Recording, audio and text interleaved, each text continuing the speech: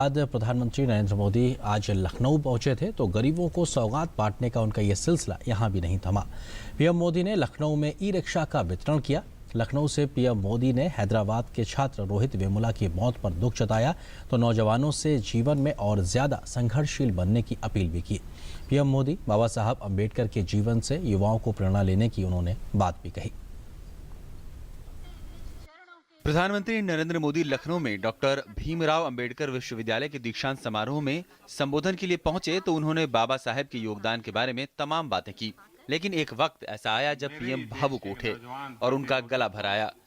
हैदराबाद विश्वविद्यालय के छात्र रोहित वेमुला की खुदकुशी का जिक्र करते हुए पीएम ने उनकी मां के साथ सहानुभूति जताई और कहा कि राजनीति एक तरफ है, लेकिन एक मां ने अपना लाल खोया, इसकी पीड़ा को वो भली भांति महसूस करते हैं। मेरे ही देश के एक नौजवान बेटे रोहित को आत्महत्या करने के लिए मजबूर होना पड़ा।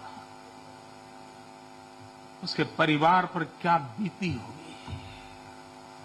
कारण अपनी जगह पर होंगे, राजनीति अपनी जगह पर होगा, लेकिन सच्चाई यह है कि मां ने एक लाल खोया।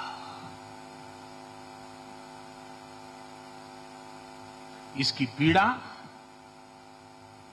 मैं भली भांति महसूस करता हूं। प्रधानमंत्री ने छात्रों को जीवन से जुड़ी कई बातें बताई और कहा कि जिंदगी से जूझना सीखना चाहिए। उन्होंने शिक्षा के महत्व पर चर्चा करते हुए कहा कि शिक्षा वह है जो हमें अच्छे और बुरे का भेद सिखाती है। पीएम ने महापुरुषों को याद करते हुए कहा कि जिंदगी में हर चीज सरलता से नहीं मिलती। जिंदगी से जूझना सीखना चाहिए दोस्तों। दुनिया में जितने भी महापुरुष हमने देखे हैं, हर महापुरुष को हर चीज सरलता से नहीं मिली है। बहुत कम लोग होते हैं जिनको मक्खन पे लकीर करने का सौभाग्य होता है। ज्यादा वो लोग होते हैं जिनके नसीब में पत्थर पर ही लकीर करना लिखा होता है। बाबा साहब के योगदान को याद करते हुए पीएम ने कहा कि उन्होंने अपना पूरा जीवन दलित शोषित वर्ग की सेवा में अर्पित कर दिया। दुनिया के हर देश में उनका स्वागत और सम्मान था। उन्होंने सब कुछ पाने के बाद ये सब समर्पित कर दिया इस भारत माता को। वापिस आए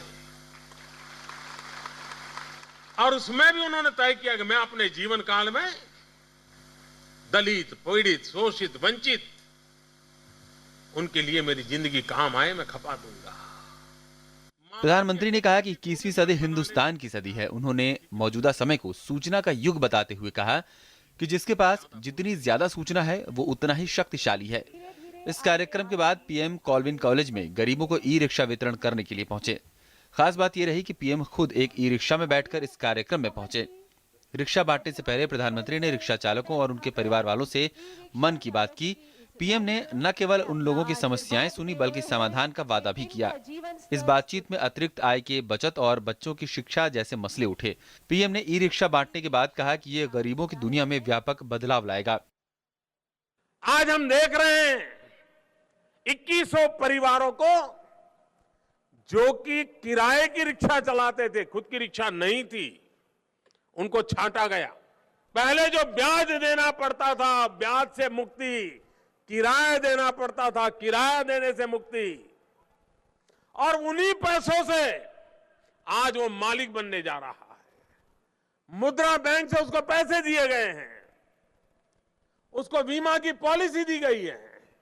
करीब 10 बड़े सर्विस सेंटर बन रहे हैं जिसमें एक एक सेंटर में 5-5, 10-10, 12-12 नौजवान को काम मिलने वाला है।